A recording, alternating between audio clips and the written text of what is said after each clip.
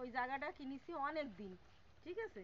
কেনার পর আর কি প্রায় আমরা জায়গাটা দখল নিতে আসি, খুঁটি টুটি দিই, তখন আবুল নামে একটা লোক, সে এসে লোকজন আইনে বাধা দেয়।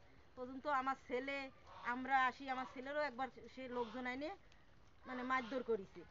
হ্যাঁ, তারপর আমরা সেই ভয়তে আর ওনার ভয়তে আমরা এই এলাকায় আর আসি না।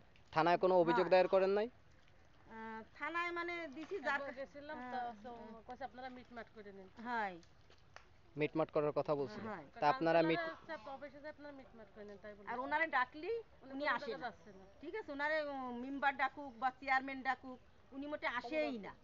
হ্যাঁ, ক্ষমতা ওনার কি ক্ষমতা, উনি বলে ওই কৃষকের সভাপতি। আচ্ছা, উনি কৃষক দলের সভাপতি। হ্যাঁ। আচ্ছা, এখন এই জমিটা আপনারা যে জমি সম্পর্কে যে অভিযোগটা দিচ্ছেন যে আপনাদের নিজের কিনা জমি, আপনারা সেই জমিতে ভোগ দখল করতে পারতেছেন, আপনারা যে কয়বার আপনারা ওইখানে খুঁটি গাড়তেছেন সে কয়বারই আজকে খুঁটি গাড়তেছি, কালকে এসে দেখি ভাঙ্গা, কয় কি এই জায়গা আমার। আচ্ছা আচ্ছা। পর্যন্ত তারে বলি কি যে আপনার কাগজপত্র নিয়ে আসেন, যদি আপনার জায়গায়, আমরা আপনার জায়গায় কোনো দাবি করব না। সে কাগজপত্রও আনে না, কোনো সালিশ বিষয়েও আসে না, সে ওরকম জোর করে।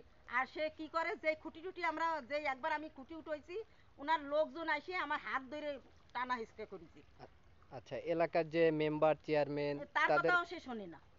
আচ্ছা, কারোর কথা সে শোনে না, শোনে না, সত্য কথা। আচ্ছা, আপনারা থানায় এটা অভিযোগ দায়ের করেন নাই? উনি বলে কয় কি ওনার নামে যদি কেস দেন উল্টো আরো আপনাকে ফেসবেন আপনারা। এটা আমরা ভয়তে আর ওই করি না। এটা কে বলছে? কে বলছে মানে আশেপাশের লোকরাই বলিছে। আশেপাশের লোকরা হ্যাঁ, বলতেছে। বলছে। আচ্ছা আচ্ছা। আমার একটা ছেলে